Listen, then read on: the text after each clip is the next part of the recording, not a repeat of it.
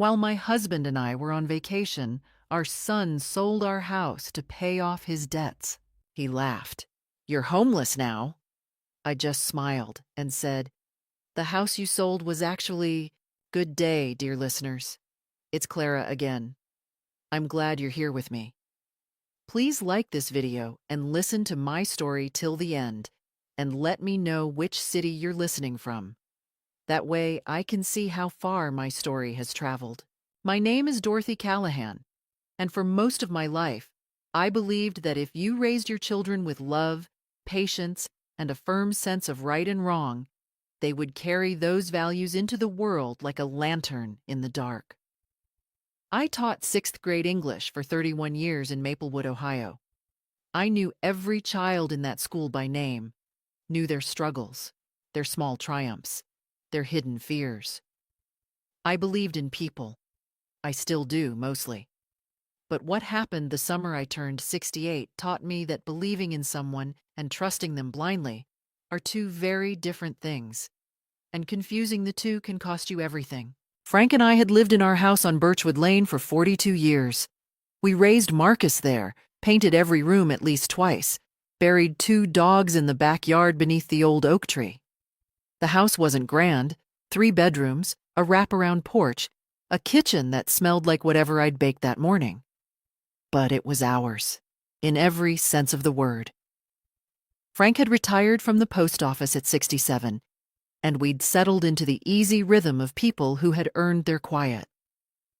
Morning coffee on the porch, evening walks around the block, Fridays at the Hendersons for cards. Marcus had always been our complicated one. Not bad. I want to be clear about that because a mother notices the difference. But complicated. He chased money the way some men chase adventure, always certain the next deal would be the one that changed everything. He'd been in sales, then in real estate, then in something he vaguely called consulting that Frank and I never fully understood. He'd borrowed money from us 3 times over the years. Once for a business opportunity that evaporated in 6 months, once to cover what he called a cash flow problem, and once, 3 years ago, for an amount that made Frank go very quiet at the dinner table. We gave it to him each time. He was our son. The signs had been there before the trip, and I knew it even then, though I chose to read them charitably. That's what mothers do. In March, Marcus had called twice in 1 week, asking about the house situation, whether we'd thought about downsizing, whether we'd ever considered a reverse mortgage, whether we had an updated will. I told him we were fine and changed the subject. In April, he'd shown up unannounced on a Tuesday morning while Frank was at his cardiology appointment. He walked through the rooms slowly, the way a person does when they're measuring something. I made him coffee and watched him. He smiled the whole time, that wide, easy smile that used to charm his teachers and had charmed me for decades. I told myself he was just visiting. In May, Frank and I booked our trip to Portugal. We'd been planning it for 2 years. 10 days in Lisbon and the Algarve, a celebration of Frank's 71st birthday and our 45th anniversary. We told Marcus well in advance. He helped us download a translation app on my phone and hugged me at the door before we left. "Have the time of your life, Mom," he said. I remember thinking he seemed almost relieved. Portugal was everything we'd hoped for. Frank ate grilled fish every single day. I filled half a journal. We walked along cliffs above the Atlantic and held hands like we were 30 again. For 10 days, I didn't think about mortgages or consulting businesses or the particular tension that had lived in my chest for the past several months whenever Marcus called. I let it all go. We came home on a Thursday afternoon in late June, our suitcases still smelling of sunscreen. The taxi pulled onto Birchwood Lane, and I felt that particular warmth of returning. The oak tree, the porch, the window boxes I'd planted with petunias before we left. And then I saw it. A lockbox on the front door. A real estate sign in the yard. Not our realtor's sign, a company I didn't recognize. and Marcus's car in the driveway. He was sitting on the porch steps. He stood when he saw us and he was smiling. "Welcome home," he said. Then he laughed, a short, bright, almost gleeful sound. "Well, welcome back, I should say, because this isn't exactly your home anymore." Frank went very still beside me. I felt the suitcase handle in my hand, the warmth of the June afternoon, the absurdity of the petunias still blooming in their boxes. "Marcus," my voice came out flat, "what did you do?" He spread his hands like a man presenting a magic trick. "I sold it, Mom. The house. I had debts, serious debts, and I needed to act fast. I had power of attorney from that document you both signed in 2019. I found a buyer. I closed the deal 2 weeks ago." He looked at Frank, then back at me. His smile didn't waver. "You're homeless now, both of you." He actually laughed again. "Look on the bright side. You just came back from a vacation. Think of this as an extended one." I looked at my son's face, the face I had kissed goodnight for 18 years, the face I had driven to emergency rooms and graduations and heartbreaks. And I felt something inside me go very quiet. Not the quiet of defeat. The quiet of someone who has just realized exactly what game is being played. I smiled at him. "Marcus," I said calmly, "the house you sold wasn't actually yours to sell." His smile flickered, just for a second. "What does that mean?" he said. "It means," I said, picking up my suitcase, "that someone made a very serious mistake today, and it wasn't me. I didn't go inside the house that night. I couldn't. It wasn't mine to walk into anymore. Or so Marcus believed." Frank and I drove to the Holiday Inn on Route 40, the one near the old shopping center, and we sat on the edge of a stiff motel bed, with our suitcases still packed and the air conditioning rattling in the window. And that was where I finally allowed myself to feel the full weight of what had just happened. Frank didn't say much. He sat with his hands on his knees and stared at the carpet, and I recognized the particular silence of a man trying not to let his wife see how frightened he was. Frank had always been that kind of man, strong in the quiet, careful way. But that night, I could see the fear in the set of his jaw, and it broke something open in me. How does it feel to be told you no longer have a home? I can tell you exactly how it feels. It feels like the floor has been removed from beneath your feet, but you're still standing, still breathing, still expected to function. It feels like a kind of cold that doesn't come from temperature. We had 42 years in that house. Frank's workbench in the basement. My books in the study. Hundreds of them. Paperbacks and hardcovers, and a first edition of To Kill a Mockingbird that had been my mother's. The photographs on the hallway wall. The garden I'd spent 15 years building. All of it, handed to strangers while we were eating grilled fish in Lisbon. I sat with Frank until he fell asleep. Exhausted from the travel, from the shock, from the effort of holding himself together. And then I sat alone in the thin light of the bedside lamp, and I made myself think clearly. That is something 31 years of teaching gave me. The ability to organize panic into something useful. I had learned long ago that emotion is not the enemy of action. It's the fuel. The question is whether you let it burn wildly or whether you direct it. So I made a list. Not on paper.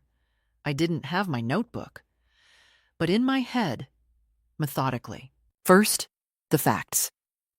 Marcus had used a power of attorney document Frank and I had signed in 2019, following Frank's first cardiac episode. We had given Marcus limited power of attorney for medical and financial emergencies so that if anything happened to us, he could act on our behalf. What Marcus apparently believed, what he was gambling on, was that this document gave him the authority to sell our home. What he did not know, because he had never been told, was that the house on Birchwood Lane was not held in our names alone. 11 years ago, on the advice of our estate lawyer, Gerald Fitch, Frank and I had placed the property into a family revocable living trust, the Callahan Family Trust. The beneficiaries were Frank and me. The trustees were Frank and me. The house, legally speaking, was trust property. And a standard power of attorney does not convey the authority to act as trustee of a trust. Marcus had sold something he had no legal right to sell. Second, the question of the buyer. Whoever had purchased the house had either been complicit in something fraudulent or, more likely, had been deceived themselves. That was an important distinction. It meant there was another injured party, and that party might become an ally. Third, Gerald Fitch. He was 74 now, semi-retired, but still practicing. He had written the trust documents himself. If anyone understood the exact legal landscape of what had just happened, it was Gerald. Fourth, Marcus, my son, who had sat on my porch steps and laughed. I want to be honest about what I felt in that motel room, because I think honesty matters more than dignity here. I felt grief, not just anger. Grief. Real, chest-tightening grief, the kind you feel when you lose something you can never fully get back. Not the house. I felt grief for the version of Marcus I had believed in. The boy who used to bring me wildflowers from the backyard. The teenager who cried when our first dog died. Somewhere between that boy and this man, something had broken, and I hadn't seen it clearly enough. And that was its own kind of failure. I sat with that feeling for exactly 20 minutes. Then I put it away, because here is what I knew, sitting in that Holiday Inn room at 11:30 at night. Marcus had made a catastrophic legal error. He had moved fast, acted recklessly, and assumed that his elderly parents would be too shocked and too frightened to fight back. He had counted on our helplessness. He was wrong. The plan that began forming in my mind that night was not complicated. Complicated plans fail. Simple plans, built on solid ground, endure. I would contact Gerald Fitch first thing Friday morning. I would request a full copy of the trust documents. I would find out exactly who had purchased the house, through what agency, and under what representation. And then, quietly, carefully, without warning Marcus of a single move, I would begin the process of unwinding everything he had done. Frank would worry. He would want to call Marcus, to confront him, to demand explanations. I loved my husband for that instinct. But I knew that calling Marcus now would be the worst possible move. It would give him time to lawyer up, to construct a story, to move money. No, silence was my first weapon. I turned off the lamp and lay down beside my sleeping husband and stared at the ceiling in the dark. Was I frightened? Yes, of course I was.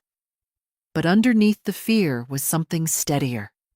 Something I recognized from 31 years of standing at the front of a classroom and facing whatever the day brought. I was ready. I called Gerald Fitch at 8:15 Friday morning from the motel parking lot, standing in the already warm June air while Frank showered inside. Gerald's assistant said he was in a meeting. I said my name and told her it was urgent. Not an emergency, I was careful about my word choice. Because emergency makes people think of hospitals and car accidents, and I didn't want emotion clouding the first impression. I said, "Please tell Mr. Fitch that Dorothy Callahan needs to speak with him today regarding the Callahan Family Trust. It's a legal matter of some seriousness." He called me back in 11 minutes. Gerald Fitch had known Frank and me for over 20 years. He was the kind of lawyer who remembered your children's names and sent Christmas cards. The kind who made you feel that the law was something that could actually protect ordinary people if they understood how to use it. When I explained, calmly, in sequence, what Marcus had done, what he had claimed, and what we had come home to, Gerald was quiet for a long moment. "Dorothy," he said finally, "do you have any documentation of the sale? A notice? A letter? Anything?" I told him that Marcus had been at the house and that I'd seen the sign and the lockbox. Gerald said he needed to pull our trust documents. He kept physical copies in his files, and that he wanted to meet with Frank and me in person that afternoon. He said something else, too, something I turned over in my mind for the rest of the morning. If the house was titled in the trust and the deed reflects that, then what Marcus did was not just a civil matter. He didn't finish the sentence. He didn't need to. We met Gerald at his office on Garrison Street at 2 o'clock. His office smelled like old books and wood polish, the kind of smell that belongs to rooms where serious things get decided. He had the trust documents spread across his desk when we arrived, along with a printout he'd requested from the county recorder's office. The property transfer record for 4,417 Birchwood Lane. I watched his face as he read. Gerald Fitch had a lawyer's face, trained for neutrality. But I had known him long enough to read the small signals, the slight tightening around his eyes, the way he set down one page and picked up another with a particular deliberateness.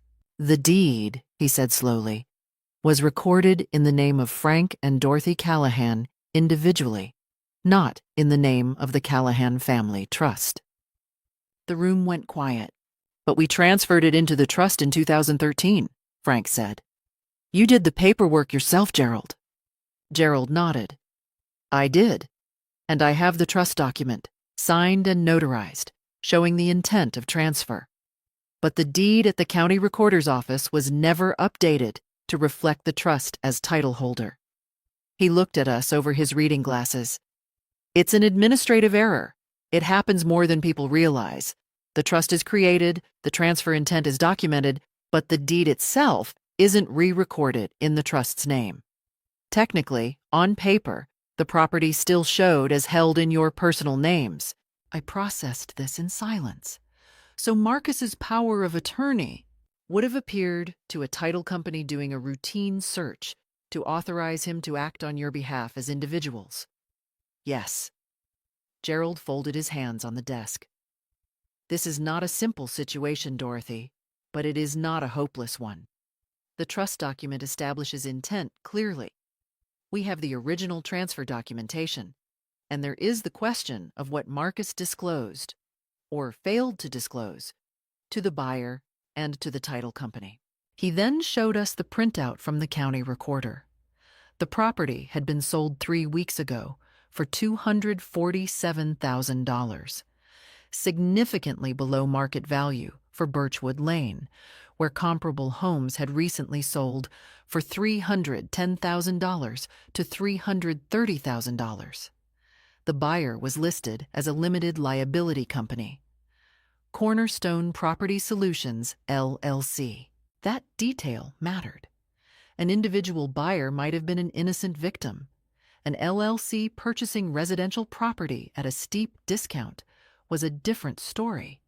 It suggested either a wholesale real estate operation that knew it was buying a distressed or legally ambiguous property, or a company that had been informed of unusual circumstances and had priced accordingly.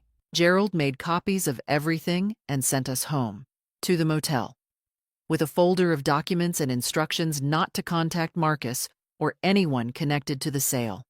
He said he would make calls over the weekend and have a clearer picture of our legal options by Monday. But I had already seen what I needed to see. That evening, while Frank watched the news, I called my daughter-in-law Brenda's sister, Patrice. We had always gotten along, and Patrice had a loose tongue when she felt sympathetic. I didn't ask about Marcus directly. I asked how Brenda was doing, mentioned that we were back from Portugal, made small talk. And then Patrice, in the way of people who cannot hold a secret they believe you already half know, said, "Well, I guess things have been pretty stressful with the gambling situation." There it was. Not business debts. Not a cash flow problem. Gambling. Marcus had gambling debts, and he had sold our home to pay them. And he had laughed on the porch of that home like a man who believed he had gotten away with something. I thanked Patrice for the call and set my phone down on the motel nightstand. Outside, a truck moved along Route 40, its headlights sweeping briefly across the curtains. I had everything I needed to begin. Monday arrived with the particular clarity that follows difficult weekends. The kind of clarity that comes not from rest, but from decision.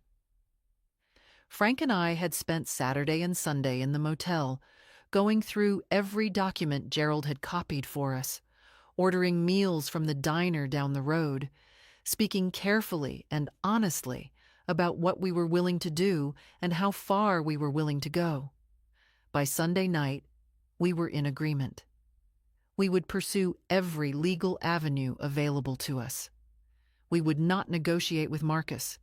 We would not soften the blow to protect his feelings or his reputation. What he had done was not a mistake made in desperation. It was a betrayal made in calculation.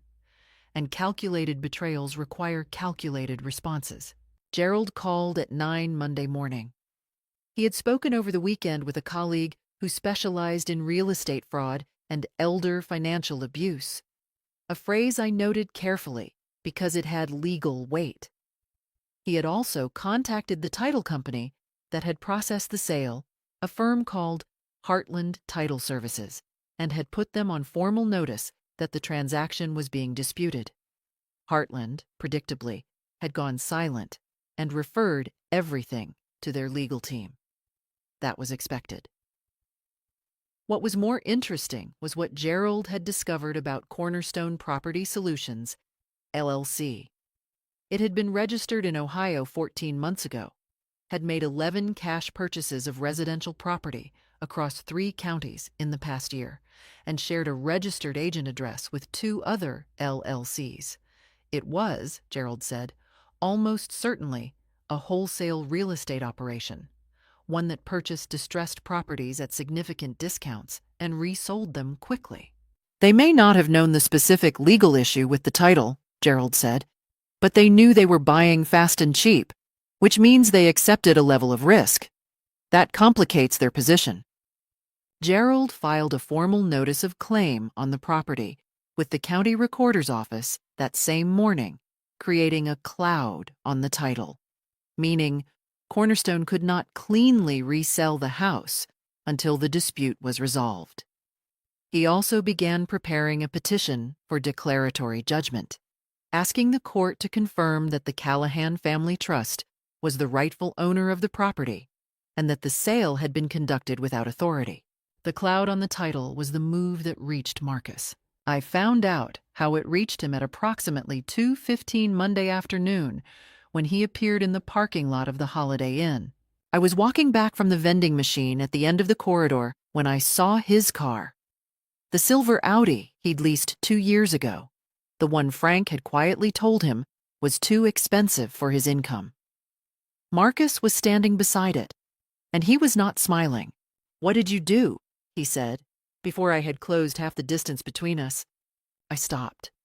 I was holding a bottle of orange juice and a packet of crackers, which is not a particularly powerful image, but sometimes ordinary details are the most honest ones.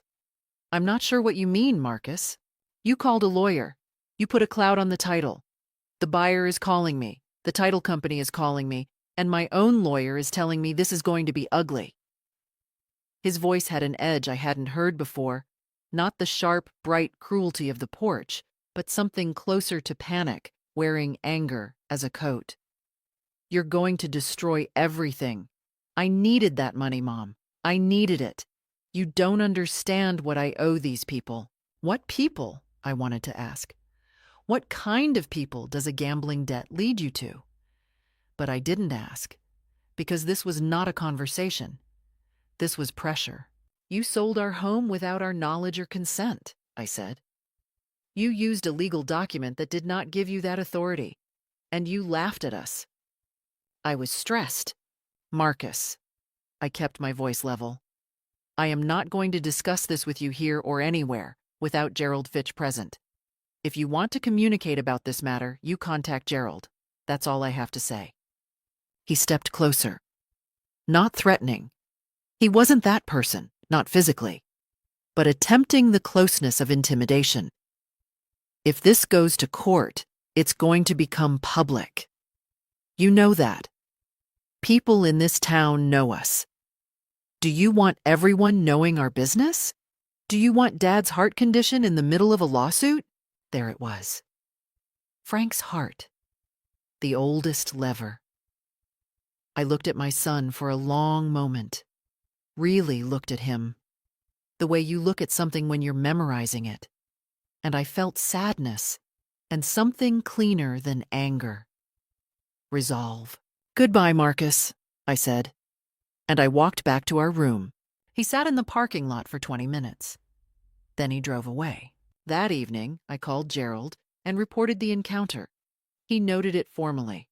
He also told me that the declaratory judgment petition had been filed and that Marcus would be served notice within the week. And then, because Gerald told me to, and because Frank needed it, and because I had earned it, I allowed us 3 days of stillness. We drove to Frank's sister Patricia's house in Dayton, where there was a spare room and a good porch and no lockboxes on anyone's doors. I slept. I ate Patricia's cooking. I watched Frank's shoulders drop 2 inches over the course of 48 hours. I didn't stop thinking. I don't think I'm capable of that. But I let the thinking be slow and deliberate instead of urgent. 3 days, and then back to work. When Frank and I returned from Dayton on Thursday afternoon, the motel room felt smaller, but more manageable. The way problems always feel after sleep and good food and the company of someone who loves you without conditions. Patricia had sent us back with a casserole, 2 bottles of wine, and a look on her face that told me she understood more than we'd said out loud. Frank's sister had always been perceptive in the way of people who grew up watching closely. Gerald had left a message while we were gone. Marcus had retained a lawyer, a man named Douglas Preer, whom Gerald knew by reputation as someone who specialized in creative estate and property disputes. The word creative in the legal context is rarely a compliment. It meant Preer would look for angles, exceptions, ambiguities. Gerald was not concerned, but he was alert. Good lawyers respect the opposition until they've proven it isn't worth respecting. Brenda called me Friday morning. Brenda had been Marcus's wife for 16 years. She was a practical woman, good at logistics, less good at empathy. And she had always maintained a polite, slightly wary relationship with me, the way 2 people do when they both love the same complicated man and understand that the love requires negotiation. I had never disliked Brenda. I had simply never fully trusted her, because people who are fundamentally loyal to their spouses are capable of justifying nearly anything those spouses do. That is not a character flaw. It is a kind of love. But it is also a kind of danger. "Dorothy," she said, "I think we should talk, just the 2 of us, woman to woman." I agreed to meet her for coffee at a place called Sunrise Cafe on Elmwood. Neutral ground, public, my choice of location. I arrived 5 minutes early, took a seat where I could see the door, and ordered black coffee. Brenda arrived looking tired and more carefully dressed than the occasion required, which told me she had prepared. She was wearing the kind of composed expression that takes effort to maintain. She began with an acknowledgement. Marcus had made a terrible mistake, she said. She was not defending what he'd done. She understood why we were upset. Then she moved, with the efficiency of someone who had rehearsed, to the offer. Marcus was prepared to arrange alternative housing for Frank and me to pay rent on a suitable apartment for 12 months while the legal situation was sorted out, and to negotiate a financial settlement that would, in her words, make everyone whole. Could she hear herself? I wondered that, honestly. Did she understand what she was describing? She was offering 12 months of rent on a house worth over $300,000 that her husband had sold without our consent, on the home where I had lived for 42 years, as though this were a reasonable exchange, as though what had been taken was a sum of money and not an entire life made concrete. Brenda, I said, what Marcus did is not a misunderstanding to be sorted out. It is a legal violation. Gerald Fitch is not pursuing this because our feelings were hurt. He is pursuing it because there is a legitimate legal case. Lawyers make things worse, she said. You know that. Once this gets into court, it becomes a war. Do you want a war with your own son? Did I want a war? No. But sometimes a war finds you whether you want it or not. Sometimes the opening shot has already been fired before you even knew a conflict had begun. I drank my coffee and I looked at her. Tell Marcus to speak to Gerald, I said. That's the only conversation I'm having about this. She left the cafe with her coffee untouched and her composure slightly less intact than when she'd arrived. I sat for a while after she left. The cafe was filling up with the Friday lunch crowd. Teachers from the elementary school nearby, I recognized 2 of them, former colleagues. Ordinary life, continuing in its ordinary way, indifferent to the extraordinary things happening inside individual lives. And that, actually, was when I understood what I needed. I had Gerald. I had Frank. I had Patricia in Dayton. But I was living in a motel, separated from my community, and I was beginning to feel the particular loneliness of a person fighting a private battle in a public world. I needed to stop hiding. I called Ellen Marsh that afternoon. Ellen had been my closest friend for 30 years, retired principal, sharp mind, and the kind of woman who, when presented with injustice, becomes efficient rather than emotional. I told her everything, all of it. She listened without interrupting, which was one of the things I had always valued about her. When I finished, she said, "Where are you staying?" I told her, "The Holiday Inn on Route 40. "That's absurd," she said. "You'll stay with me." And just like that, Frank and I had a bedroom in Ellen's spare room, home-cooked meals, and someone who would sit with me at the kitchen table each evening while I reviewed Gerald's updates and asked the kinds of questions that helped me think more clearly. Ellen knew a county commissioner. She knew a journalist at the local paper who covered housing fraud. She knew, more importantly, that the best thing she could give me wasn't information or connections. It was witness. Someone who knew what was happening and would remember it accurately. I was no longer alone in this, and that changed everything. It was Ellen who told me they were coming.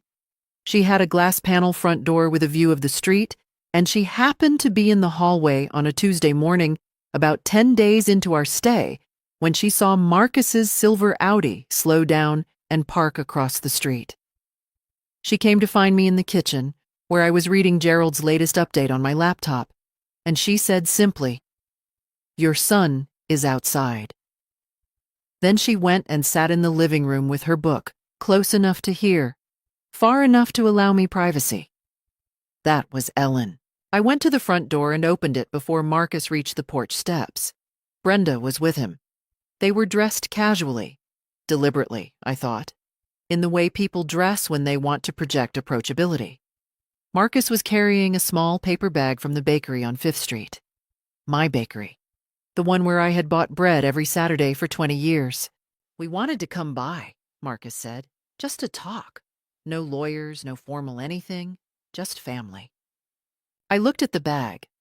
I thought about what it meant that he had gone to my bakery, that he knew exactly which gesture would feel most like home. "Come in," I said. We sat in Ellen's kitchen because the living room felt too formal and the kitchen felt honest. Ellen excused herself to her garden. The bakery bag sat unopened on the table. Marcus began with an apology.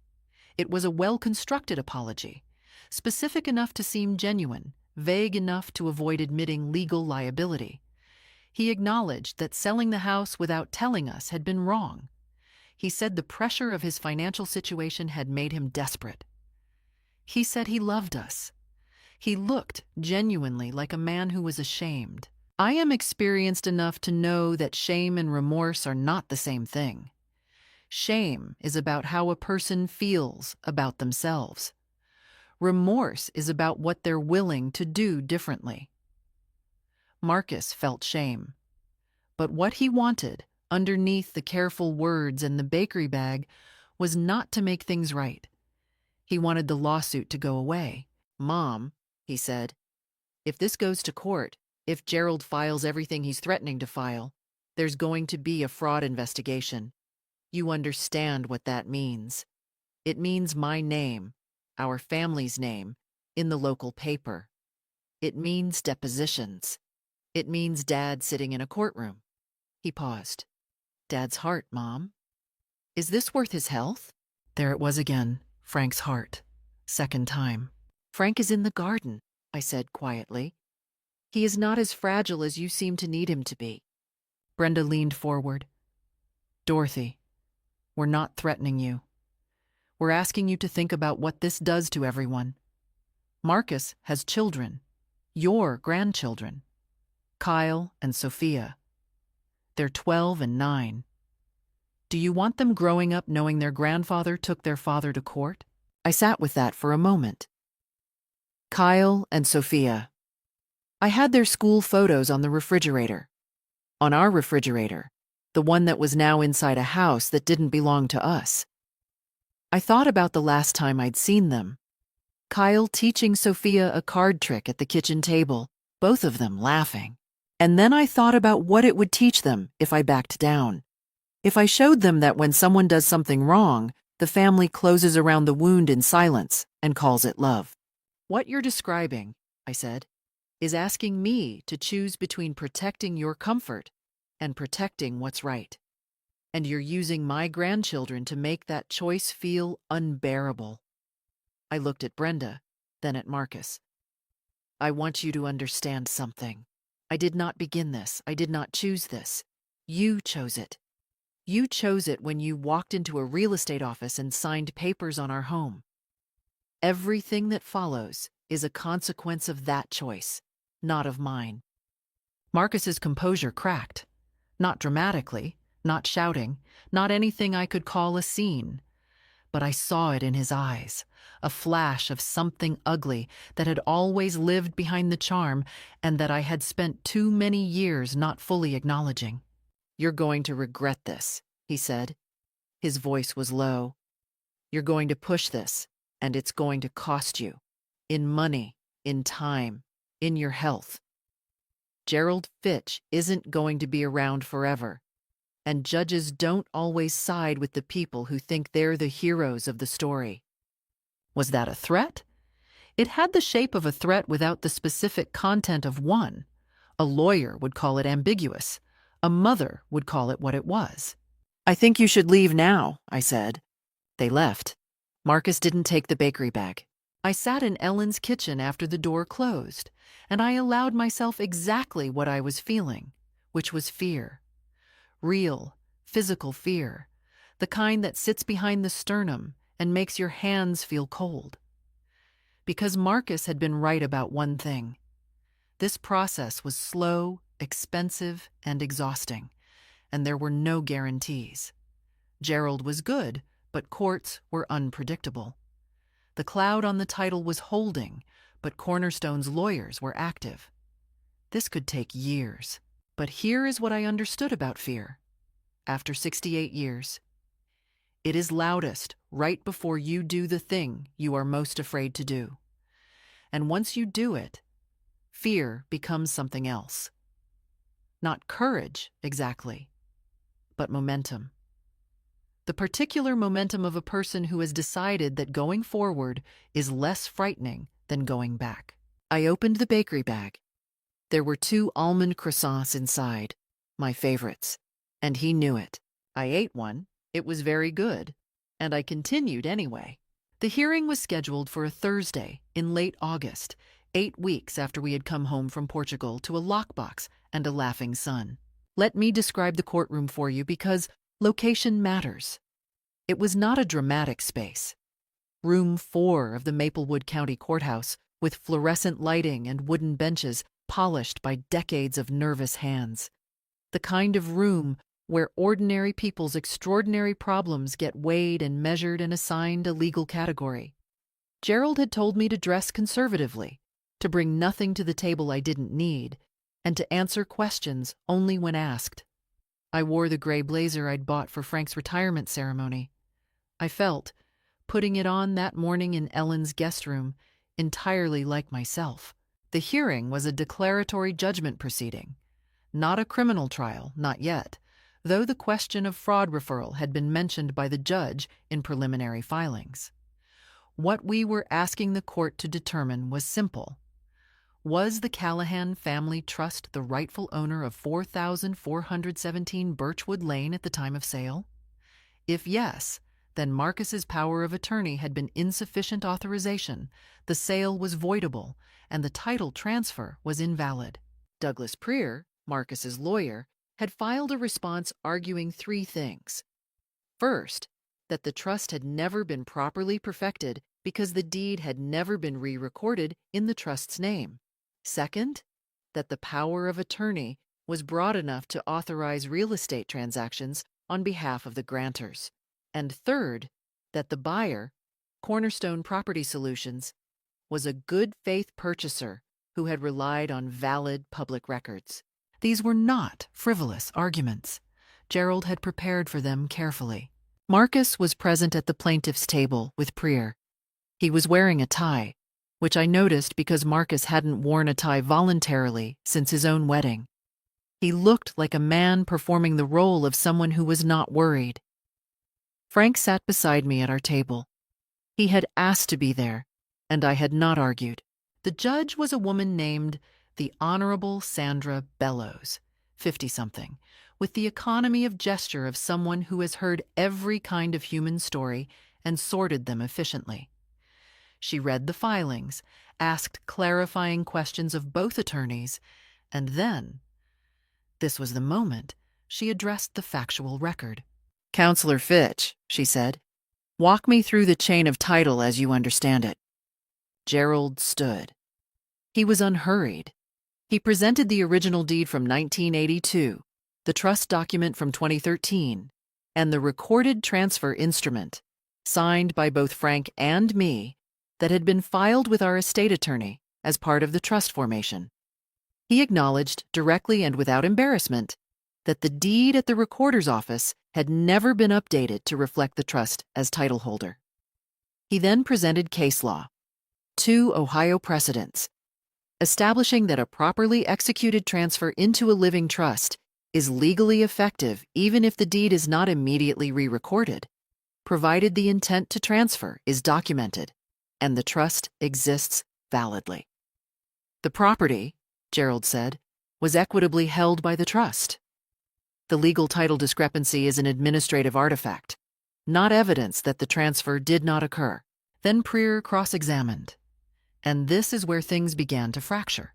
Prier called Marcus to speak, not in a full testimony, as this was a civil declaratory hearing, but to address specific factual questions the judge had flagged.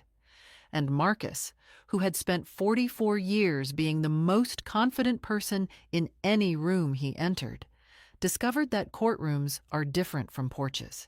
The judge asked him, "Mr. Callahan, at the time you executed the sale, had you reviewed the trust documents held by Mr. Fitch's office?" Marcus said, "I didn't know there were trust documents at Mr. Fitch's office." The judge looked at him steadily. "You were unaware that your parents had established a family living trust naming their property as a trust asset?" "They never told me." "And yet," Judge Bellows said, consulting the filing in front of her, "Gerald Fitch's office records show that a letter was sent to your address in November 2013, notifying the family of the trust formation, as is standard practice. Did you receive that letter?" A pause. "I don't. I may have. I don't remember." "Did you make any inquiry with any title company, attorney, or county official about whether the property might be encumbered by a trust or other instrument before proceeding with the sale?" Another pause. Prier shifted in his seat. "I relied on the public deed records," Marcus said. "You relied on records you knew your parents had not updated," Judge Bellows said, "because the power of attorney you used was drafted in connection with an estate planning process, of which this trust was a central component. She looked at him over her glasses in a way that reminded me, painfully, of myself at the front of a classroom. "Mr. Callahan, were you present at any conversation with your parents' attorney in which the trust was discussed?"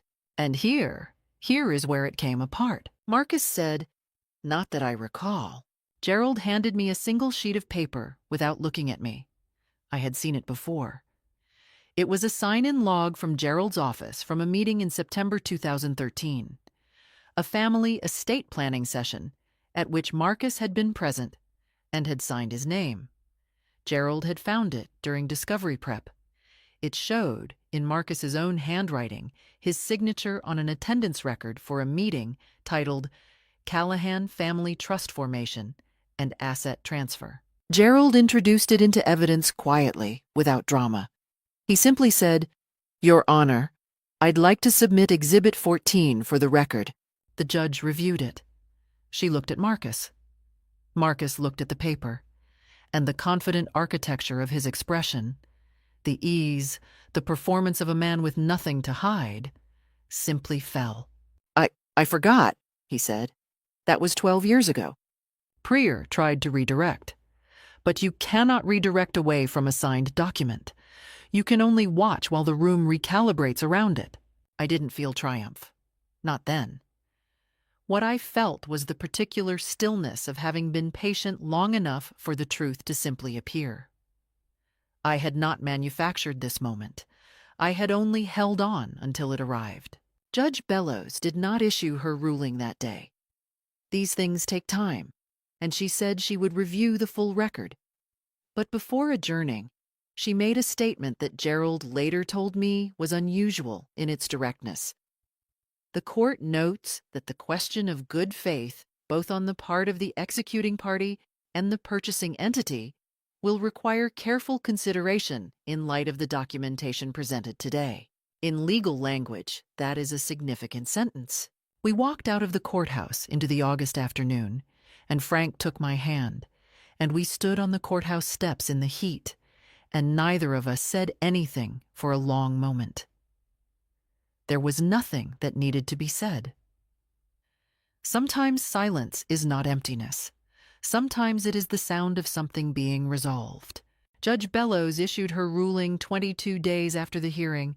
Gerald called me on a Wednesday morning. I was in Ellen's kitchen, which had become my unofficial headquarters, and read the key passages to me over the phone. The court found that the Callahan Family Trust had been validly formed in 2013 and that the intent to transfer the property at 4,417 Birchwood Lane into the trust had been sufficiently documented, notwithstanding the administrative failure to re-record the deed. Under the principle of equitable title, the trust was recognized as the beneficial owner of the property at the time of the contested sale. The court further found that Marcus Callahan's power of attorney, as drafted, did not convey trustee authority and was therefore insufficient legal basis for the sale of trust-held property. The sale to Cornerstone Property Solutions, LLC, was declared voidable. And then the third finding, which Gerald read to me slowly. The court finds probable cause to believe that the conveyance was executed with knowledge, actual or constructive, of the trust's existence, and hereby refers the matter to the Maplewood County Prosecutor's Office for review of potential elder financial abuse charges under Ohio Revised Code, Section 2913.02. I sat down, not from weakness, from the weight of it. Because that sentence meant that what Marcus had done now lived in the criminal justice system, not just the civil one, and that the consequences he would face were no longer ones I controlled or could soften. Gerald explained what came next. Cornerstone Property Solutions, facing the voided title and the legal exposure that came with purchasing property under disputed circumstances, chose not to contest the ruling. Their attorney contacted Gerald within 48 hours of the decision to begin negotiating an orderly resolution. They had paid $247,000 for the property. The court would oversee the unwinding of the transaction and Cornerstone would pursue recovery of their purchase price from Marcus directly, which was, as Gerald put it, a problem that now belonged entirely to Marcus. The house, our house, 4,417 Birchwood Lane, with the oak tree and the wraparound porch and the petunias I had planted in May that someone else had presumably watered or let die, was coming back to us. Or rather, it had never legally left. The court had simply confirmed what had always been true. We were home. Frank cried. He sat at Ellen's kitchen table with Gerald's summary in his hands, and he cried quietly, in the way he'd cried maybe 4 times in our 45 years together, and I put my hand on his back and didn't say anything because there was nothing adequate to say. The criminal referral moved on its own timeline, separate from us. The prosecutor's office contacted Gerald in September. Marcus was interviewed. Prier accompanied him. The investigation took several months, as these things do. In February of the following year, Marcus was charged with 1 count of theft by deception under Ohio's Elder Financial Abuse Statute, a felony in the 3rd degree, carrying potential penalties of up to 5 years imprisonment and fines. The charge also triggered civil consequences.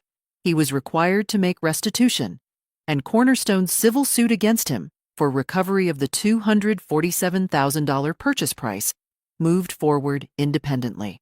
We did not attend the criminal proceedings. We did not need to. We had already been given what we needed: acknowledgement, in the language of the law, that what had been done to us was wrong and that there were consequences. Marcus lost the Audi. It was a lease he could no longer afford. He and Brenda sold their own home, a house in a newer subdivision across town, to cover legal fees and the beginning of the restitution order. I learned this not by seeking out information, but by the ordinary permeability of a small community, where things become known whether you pursue them or not. He did not call me. I did not expect him to. What I did do in late October was return to 4417 Birchwood Lane for the first time since we had come home from Portugal. Gerald accompanied us for the formal walkthrough, along with a locksmith and a property inspector. The lockbox was gone. The real estate sign had been removed. The window boxes were bare. The petunias had not survived. But the porch was intact. The oak tree was intact. And when the locksmith opened the front door and I stepped inside, the house smelled like itself, like wood and old books and the particular quiet of a place that has stood long enough to have a character.